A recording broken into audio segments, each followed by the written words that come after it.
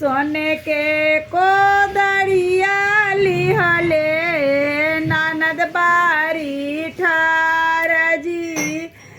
आजू हमरा बबुआ के होला मटको रहे। आजू हमरा बबुआ के होला मटको रहे। मटियो ना करई ननदो करष्ठाना गानवा हे। मटियो ना करे ननदो करष्ठाना गानवा हे।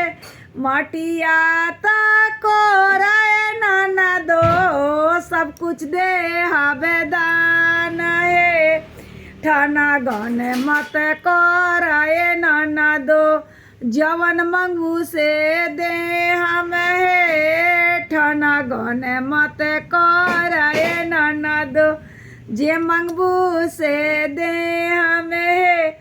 आजू हमरा बबुआ के होला मटको रहे।